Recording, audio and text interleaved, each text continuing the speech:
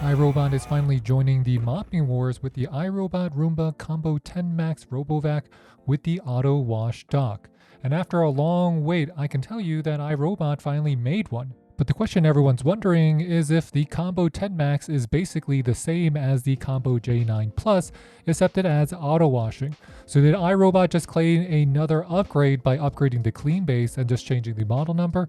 And how does the iRobot Combo 10 Max compare to the other iRobots and some of the other top premium RoboVacs from the likes of Roborock and Dreamebot and all the other manufacturers out there? So let's find out together. First, let's start with features. So if you're just looking at the overall power ratings, well, the iRobot Combo 10 Max is going to have the same amount of power as the iRobot J9 Plus with 100% more power than the i3 Plus EVO. So in all real world terms, I know this is confusing when it comes to iRobot and their power levels, but just know this, it is 2 times more powerful than most of the iRobots you've ever gotten in contact with, except for the iRobot J9 Plus and the S9. And in terms of real world application, it is comparable to all of the other premium robo vacuums in suction power as well as particle pickup when you use it on the floor. iRobot is also going for the title for most acronyms because the iRobot Combo is coming with Dry, D-R-Y, or Dry Rug Intelligence. And that just means the mop pad isn't touching your carpet when it is fully retracted.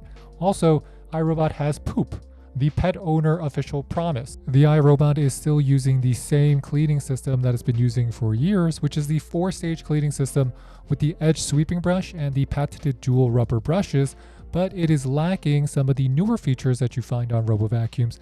Like some are going to have the extendable mop arms or the side brush arms, but iRobot really puts a lot of faith into their software because the iRobot Combo here is using Dirt Detective just like your J9 Plus, that it prioritizes where to clean and automatically selects the correct settings based on what the robot senses about the floor. So basically it's going to look at your vacuuming history and try to match up the rooms that are the dirtiest over time, and then it's going to ask you, do you want to spend more time cleaning those specific rooms? But let me just call out the elephant in the room. The iRobots do not use LiDAR, and LiDAR works better in the dark, and it's better at identifying furniture, and in my opinion, it is better in terms of mapping faster and more accurately. Because if you combine LiDAR with the front-facing AI detection RGB cameras that you now find on things like the Dreame X40, even the X30, as well as the Roborocks and many of its competition in the premium robo vacuum game, you'll realize that everyone else is using LiDAR and only iRobot is not. So either everyone else is wrong or iRobot is just being really stubborn. And knowing that a lot of the changes is not going to be in the actual robo vacuum, but it's going to be inside of the clean station, that means we have to really examine what the new features are inside of this clean station and how well they work. So inside of the Combo 10 Max Robot Vac, this is going to be the mop pad. It is removable, but it is also very thin. You have this area, which is where the motor and everything, all the components are going to be located. So this is going to be the bottom of the base. When you first get it, you're going to be getting this attachment here. So remember, this is the piece that they're using that's going to be activated and then used to clean your brush as such. So this is going to be a nice close-up view of your iRobot here. And this is going to be that Combo mop pad. And this is no different from the regular Combo. They just added a new cover here that's a little bit more plastic and it has a different design, but not much different here. If you guys notice, the gaps are a little bit irregular on my unit. And this is just how you pop it out. There's going to be that dust cup right here. The standard dust cup, nothing fancy here. You'll find the same design on almost all of the iRobot Combo units as well as the J9. This is going to be your self-empty bin. Your self-empty bin has indicator lights on the top of it, and it's going to be coming with this area here, which is going to be where you're going to be able to clean your mop pad. So iRobot is opting for a silicone brush similar to what already comes inside of their robo vacuums in order to clean their mop pad. This is in parallel to items like the Roborock, which is using a slider brush, as well as the Dreamebot, which is using circular brushes. Here it is using a long, kind of like a laundry machine tube. So after every session, this is where it's going to be going. There you have where it's going to empty itself. You also have sensors so it can better track and park itself inside of its auto mopping bin. It's quite dark and deep inside of here, which is interesting. This area is where you can remove the entire housing for the brush that's going to be rotating to clean your mop pad, as well as this is that tank area that's going to be for all of the dirty water solution that you can remove and drain yourself. Now the question is, how do you drain that? You probably just need to take a paper towel. There's no easy way to clean this. So if you have a solution or waste there, you probably want to wipe it off with a paper towel. This area, any debris, you could just take with you to the garbage and bring it back. And then when you're done with it, just reinsert everything back in. Another interesting feature is that your charging diodes are going to be in the front. And that's something I never thought of, because most of your units, the charging diodes will be in the back. So the unit will just go all the way in and dock itself to the charging diodes in the back. But on your iRobot, since they're in the front, it really has to park itself perfectly in order for your unit to always be sure that it's going to be in a charging state. Come with his own leather tag, something that we saw in our J7 and our J5. iRobot has really made an interesting design choice here. So their tanks are going to be up on top. But that means that the tanks are not only smaller, but they're more prone to opening, because it's going to be more prone to falling out and it's just tipping over. Because if you have it this way, the knock is when you pull them out, they automatically want to go down. And if they're down, the water here all around it is going to start leaking because there's going to be dirty water. So you have to make sure when you're removing them to use 2 hands and then take them with you to the bathroom or the toilet to clean them or refill them. This is where your dustbin is going to be. Your dustbin gives you access to here, the bag that you're going to be using for emptying your station. So not incredibly complicated. There's no soap dispenser here. There's no real way to automatically add the soap. You want to add everything inside of your clean water tank, and that's going to actually replenish what your unit is going to be able to do. A key thing to realize is that if everything is not fully closed, your unit is going to indicate to you that you have to close it before you can use it. So we have not fully closed our tank. Now it is gone. Same thing with our water tank. If you pull it out, it's going to indicate that your dirty water tank is out. Put it back, it's going to disappear. They have that soft touch, reappears, and then it's going to disappear. A lot of people always ask me what type of cleaning solution can I use, but according to iRobot, only certain cleaning solutions can be safely used with your iRobot. And then when you actually go to the page, it's going to be all of the iRobot cleaning solutions from Bona and iRobot that you can use. But can you use a standard solution? I've been using Bissell Hard Floor Cleaner and it's been working, but I'm not sure that's okay with iRobot and how that's going to affect your warranty. Now comparing a J7 or a J9 to your Combo 10 Max, it's like comparing the same car, but just with different accessories and features. So you can see the camera location for the V-Slam is going to be the same on both. You also notice that the button position are going to be the same on the J7 as well as on the 10 Max. And if you turn them around, they basically look identical. So the bin has been changed on your combo unit. So now they have that curve, which means it's actually harder to remove this and get around this because you have to curve it up and then replace it back. So I do find that can snag versus this version, which just had an open port, which made everything a lot easier. The wheels have been adjusted. So if you look at the difference between the wheels have just been made a little bit more traction friendly on your Combo Max versus on the standard J7s. The front wheel is the same between both. The side brush rolls are the same between both. They both will use the AeroForce cleaning system. If you want to open up your Max here, it's the same. You just pick this up and it's going to give you access to your rollers. If you're wondering why are there sensors behind the wheels, well, if you look at your J7s, they had sensors that were also behind the wheels, but actually on the side. So that means you're going to be getting sensor technology on the back wheels on the side where the dustbin is. On your combo unit, because of the water, there are no sensors that can be located here. So they've actually added the sensors behind the wheels. So even though it looks like you have additional sensors on your Max, it's actually pretty much the same as your J7, J9s. And if you're just talking about clean stations here, a majority of the new clean stations are coming with features like hot air drying, high water mopping, and even the air drying that's built into the iRobot clean station is just not that great because it's not directly blowing at the pads. And I find that after using that for 3, 4, 5 hours, my pads are still wet, while on a DreamBot or even a Roborock, at maximum it takes 2 to 3 hours to dry your pads, and their pads are thicker. As the unit has basically the same performance as a J9 Plus combo, I'm not going to go in too much length about the overall performance, but if you're talking about the sensor technology here, it still requires no-go zones. So for this kid's toy area, it just could not sense the magnet tiles, the Picasso tiles, the toys. It just wanted to destroy them, and my kid was running crying because every time I ran it, it just hunted for all of the small objects and just destroyed them. And that's fascinating because the systems that are using AI and LiDAR together are just deciding to ignore these areas completely and just skip them.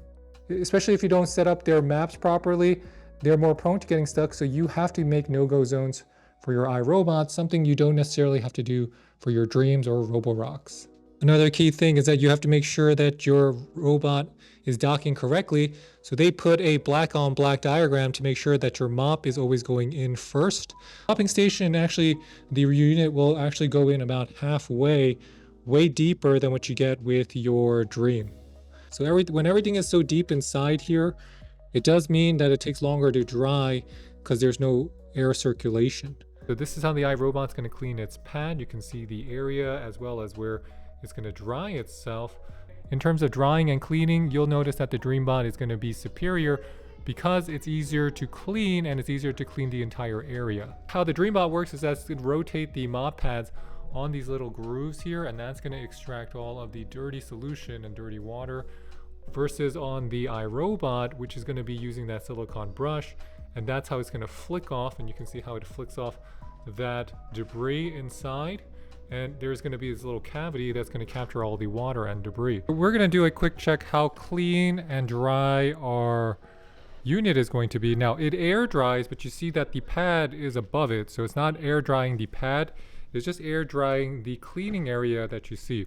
Now we're going to take a quick look at the pad here after about 20 minutes and letting it clean itself. And you can see the pad. The pad is still saturated, but after you air dry, so the pad is still saturated. The air drying doesn't really dry the pad because the roller is going to place the pad above your unit instead of having it air dry directly the pad itself. And I'm not sure why that is, because in the settings it says that you can air dry your pad. One drawback of the iRobot is that it's going to allow you to see where you mopped, mapped, and vacuumed, but it's not going to allow you to see the pattern, or at least the path with lines that it took. It's just going to show you the general vicinity of where it worked. In order to decide if you should buy the iRobot Roomba Combo 10 Max, let's just talk about the pros and cons. So starting with the good news, first, the iRobot does not use a lot of liquid. The machine has a very thin pad, and I found on normal settings it uses less liquid than its competition.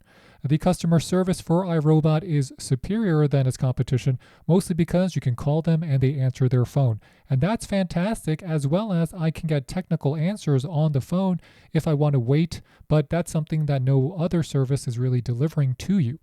The Combo 10 also works best for carpet and rugs, better than some of its competition, even if their competition has 6, 7, 8,000 Pascal of suction power, which is way more than the iRobot might have, but it can't beat the patented brush rolls that Roombas come with. The iRobot app is simple and easy to use because it's been mastered over these years. It's not going to be the most advanced anymore. It's not going to have the most features, but it is still very easy to use, especially with Matter enabled, or if you want to use it with a smart home. You can see some of the cleaning modes you have. You have number of cleaning passes. You have the smart scrub in case you want to do with sticky messes. You can adjust the liquid amount, and all of these are just basic features now on a lot of your premium robo vacuums, so don't get too impressed with them. Is just something that we consider standard now, especially if you're paying $1,400 for it. The best new feature is that you can tell your iRobot which rooms to vacuum and mop, And also, if you wanted to go back to clean its mop pad after a specific room, you can assign that inside of the settings. So then let's talk about some of the weaknesses. We're not going to go too much into the AI object recognition, but iRobot, where is the AI object recognition? They were one of the trailblazers with the J7 and their front-facing camera, but now all of the other robot makers have caught up because they're in their second or third generation of AI detection, and their object libraries can now detect chairs, tables, furniture, and other obstacles.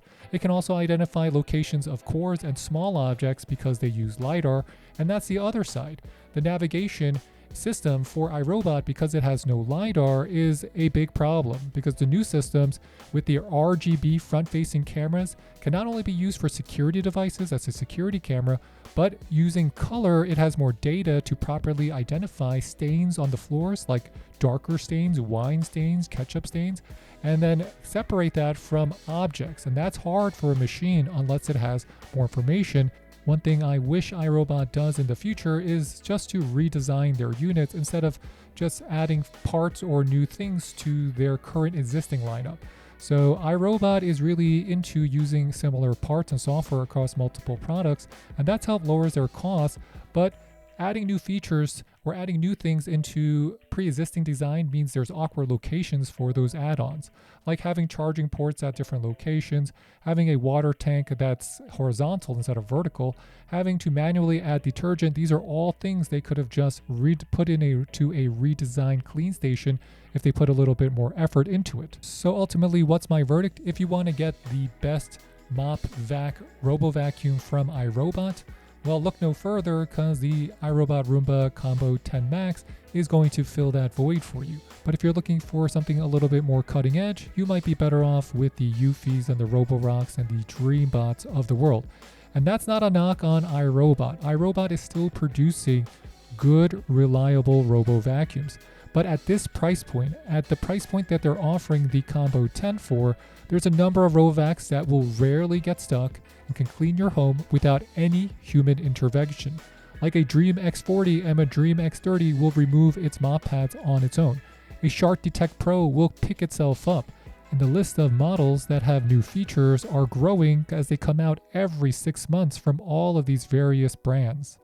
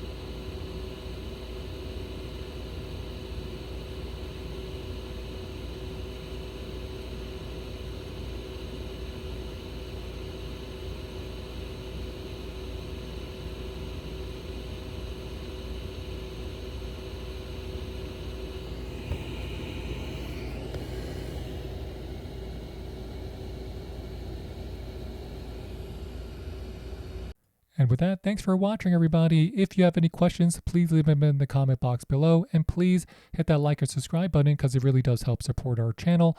I enjoy making these reviews for you, so I want to know what you're thinking. So with that, thanks for watching, everybody. I'll catch you next time. This is David with the French Close signing off. Bye bye.